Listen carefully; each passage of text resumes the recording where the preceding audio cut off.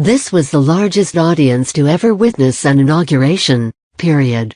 White House press secretary attacks deliberately fake reporting as Trump insists the field looked like a million people. A visibly upset White House press secretary Sean Spicer made journalists wait an hour on Saturday for a 5-minute tongue-lashing about deliberately false reporting that he said has already become commonplace in the 30-hour-old Trump presidency. Spicer blasted the White House press corps over a pair of tweets, criticized their coverage of President Donald Trump's afternoon visit with CIA employees, and upbraided them for their editors' decisions to report unconfirmed crowd counts from Friday's inauguration. This was the largest audience to ever witness an inauguration, period. Both in person and around the globe, Spicer claimed. He insisted that no official numbers are available, despite some news outlets reporting that the total audience in Washington, D.C. was approximately 250,000.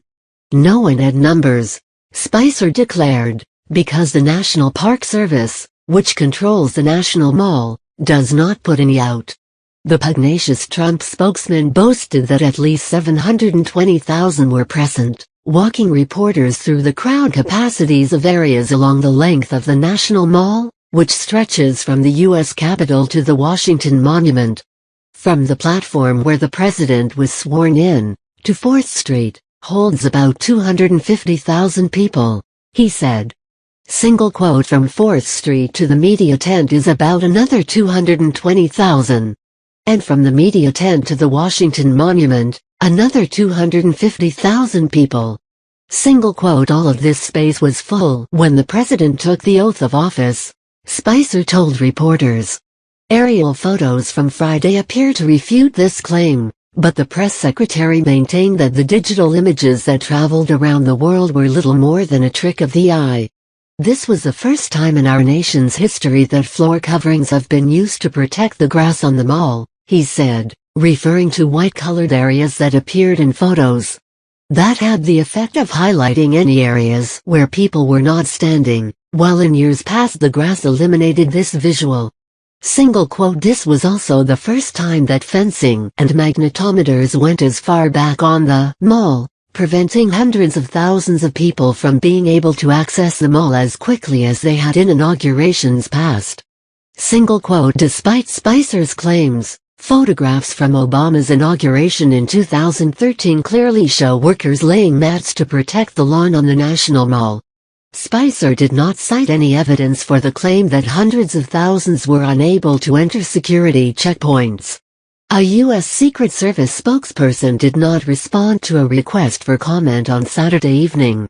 In addition, photographs of the National Mall from Obama's 2013 inauguration show white tarpaulins covering large swaths of the mall, refuting Spicer's claim that floor coverings seen Friday were a new phenomenon. Spicer also noted that Washington's Metro mass transit system recorded 420,000 riders on Friday, which actually compares to 317,000 that used it for President Obama's last inaugural. He did not mention the possibility that many of those riders were navigating around the Washington metropolitan area in advance Saturday's Women's March, an anti-Trump event. But he warned against any attempts to try to count the number of protesters today by using aerial photos. Most TV networks concluded on Saturday that the feminist marchers outdrew the president in Washington. In addition, simultaneous marches in dozens of other cities boosted likely participation number well over 1 million. But Trump's inauguration was seen on television from wire to wire by a far larger number of people around the globe, fascinated by the billionaire who rose to power with an improbable populist message, and followed through on Friday by pledging a return of federal government power to the people. The new president launched his own attack on the dishonest media earlier in the day at CIA headquarters, telling employees of the spy agency that reported attendance numbers for his swearing-in dramatically undershot the truth. His declaration suggested that he believes one unnamed television network may have aired an overhead image shot long before the ceremony began. "We had a massive field of people. You saw that. Packed," he told the CIA workers. Single quote, I get up this morning, I turn on one of the networks, and they show an empty field. I said, wait a minute. I made a speech. I looked out. The field it looked like 1.5 million people. Single quote, it looked it looked like 1.5 million people. Trump said. Whatever it was. But it went all the way back to the Washington Monument. Single quote, and I turn on the thing, and by mistake I get this network, and it showed an empty field. And it said we drew 250,000 people. Single quote, now, that's not bad. Trump continued, but it's a lie. Single quote, we had 250,000 people literally around, in the little bowl we constructed. That was 250,000 people. The rest of the, 20-block area back to the Washington Monument was packed. So we caught them. And we caught them in a beauty. And I think they're going to pay a big price. Former CIA Director John Brennan said he was deeply saddened and angered at Trump's remarks made at CIA headquarters, according to his former Deputy Chief of Staff. Single quote, former CIA Director Brennan is deeply saddened and angered at Donald Trump's despicable display of self-aggrandizement in front of CIA's Memorial Wall of Agency Heroes, Nick Shapiro said in a statement. Brennan says that Trump should be ashamed of himself.